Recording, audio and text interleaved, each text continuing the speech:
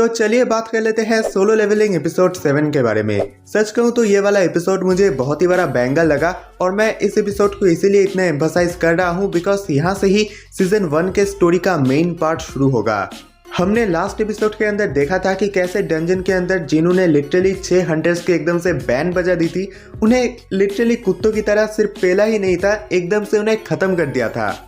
यहाँ मैं एक बात बताना चाहूँगा, मैं ऐसे ही सोलो लेवलिंग और साथ ही साथ बाकी कुछ ऑनगोइंग एनिमेस के नए एपिसोड्स का एक्सप्लेनेशन इस चैनल पे डालूंगा, सो स्टे ट्यून्ड। सो अभी मैं थोड़ा स्टोरी तुम लोगों को बता देता हूँ इस एपिसोड का, एकदम ऊपर से मैं बात करूंगा स्टोरी के बारे में। सो एपिसोड के स्टार्टिंग में होता बेसिकली ये है कि हंटर एसोसिएशन के एक टॉप एसोसिएट को एक ऑफिसर रैंक का बंदा ऐसा रिपोर्ट देता है कि एक सी रैंक वाले डंजन के मिशन के अंदर 6 हंटर्स की मौत हो चुकी है, बट वहां से 2 हंटर्स सरवाइव करके निकल पाए हैं, जिनमें से एक है डी रैंक वाला हंटर और एक है ई रैंक वाला हंटर। मगर गौर करने वाली बात यह है कि जब मिशन के अंदर हायर रैंक के हंटर्स की डेथ हो गई, वहां पे ये सर्वाइवर्स डंजन बॉस को हरा के फिर बाहर आए। इनमें से जो डी रैंक वाला सर्वाइवर था जिसका नाम था यो जिन हो, उसके पास काफी अच्छा खासा आर्मर था, तो ये तब भी जस्टिफाइबल है कि वो किसी तरीके से सर्वाइव कर गया। मगर जो दूसरा सर्वाइवर था यानी कि ई रैंक वाला सर्वाइवर, यानी कि यहाँ पे हमारे जिनू की बात हो रही है, वो लिटरली ई रैंक का था। स्पेशली जब उन्हें पता चला कि डबल डंजन वाले इंसिडेंट का सर्वाइवर जिनू इस हादसे में भी मौजूद है, तब उन्हें काफी ज्यादा शक होने लगा। मगर सबसे इम्पोर्टेंट बात यह है कि इन 6 मरे हुए हंटर्स में से एक था हंटर वांग डोंग सुक, जो कि बहुत ही मशहूर हंटर वांग डोंग सुक का भाई था। इसके बाद हमें यो जिन हो और जिनू का एक काइंड ऑफ मीटअप देखने को मिलता है, जहाँ पे यो जिन हो जिनू को बताता है कि यो जिन कंस्ट्रक्शन अपना एक गिल्ड बनाना चाहता है, जिससे हंट किए हुए डंजन से पाए हुए रिसोर्सेस को वो लोग फुल्ली कलेक्ट करके अपने फायदे में लगा सके। और यो जिन हो बेसिकली अपने भाई से कॉम्पीट करके इस गिल्ड का गिल्ड मास्टर बनना चाहता है।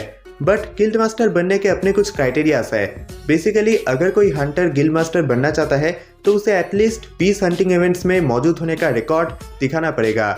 ऑल्दो यो जिन हो रिटन एग्जाम के लिए तैयार है, बट 20 हंटिंग इवेंट्स को कंप्लीट करने लायक कॉम्बैट स्किल्स उसके पास नहीं है। ये बात उसे पता है, इसीलिए वो जिनू से मदद मांगता है और उसे कहता है कि अगर जिनू उसे 20 हंटिंग इवेंट्स को कंप्लीट करने के लिए मदद करता है, अगर जिनू यो जिनो के साथ टीम अप करता है, तो यो जिनो उसे लिटरली $30 बिलियन नहीं 30 billion yen, which is also a very big amount, वो देगा। बट जिनो रिजेक्टेड द ऑफर। इसके अलावा हमें दिखाया जाता है कि वांग डोंग सू अपने भाई के मौत का रिवेंज लेने के लिए यो जिन हो और संग जिन ऊ को मारने का प्लान बना रहा है। आगे हम देखते हैं कि जिनू रियलाइज करता है उसके पास वन टाइप ऑफ हीलिंग या फिर रीजनरेटिव पावर आ चुकी है, और इसी पावर की वजह से एक्चुअली डबल डंजन वाले इंसिडेंट में उसके हाथ पैर कट जाने के बाद भी फिर से वापस आ गए थे। इसके बाद जिनू देखता है कि उसका डेली क्वेस्ट सीक्रेट क्वेस्ट में बदल चुका है। उसे कुछ रिवॉर्ड्स भी मिलते हैं, विच वेर ब्लेस्ड रैंडम लूट बॉक्स एंड कर्स्ड रैंडम लूट बॉक्स। और जब वो ब्लेस्ड रैंडम लूट बॉक्स को ओपन करता है तब उसे डीमंस कैसल डंजन का की मिलता है। और लिटरली यहाँ जिनू के साथ सेरबेरस का जो फाइट हुआ, भाई दिमाग घुमा देने वाला था। एक नंबर का बवाल था भाई ये फाइट। देखो मैंने मानवा पढ़ रखा है तो मुझे पता है कि क्या होने वाला है आगे, बट फिर भी मुझे बहुत एपिक लगा था ये फाइट। ये लड़ाई बेसिकली सेकेंड अवेकनिंग के बाद उसका दूसरा फाइट था। इसके पहले लास्ट एपिसोड के अंदर उसने जो फाइट लड़ा था वो उसके लिए बहुत ही ज्यादा इजी था। उसने बहुत ही इजीली डंजन बॉस को भी हरा डाला था, और जो 6 हंटर्स थे उन्हें तो उसने लिटरली सेकेंड्स में मार डाला था।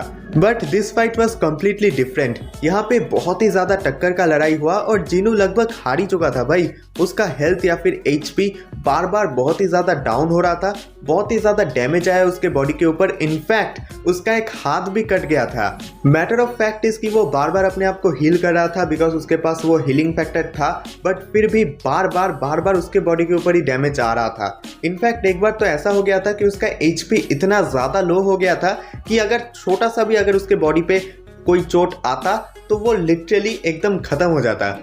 मैंने मानवा पढ़ रखा है, मुझे पता है आगे क्या होने वाला है, बट फिर भी मुझे इतना एक्साइटमेंट हो रहा था। सो जस्ट इमेजिन कि जिन्होंने मानवा नहीं पढ़ा है उन्हें कितना ज्यादा मजा आएगा ये देख के।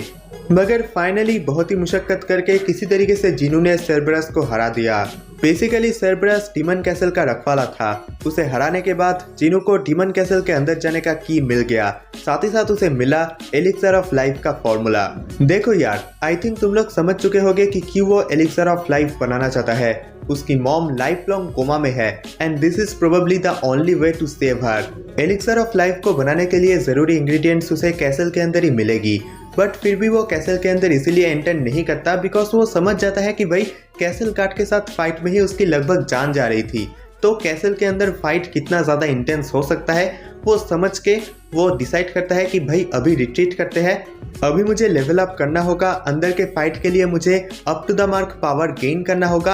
आफ्टर दैट मैं आऊँगा, अंदर जाके पूरा फाइट कंप्लीट करूँगा और ज़रूरी रिसोर्सेज को कलेक्ट करूँगा।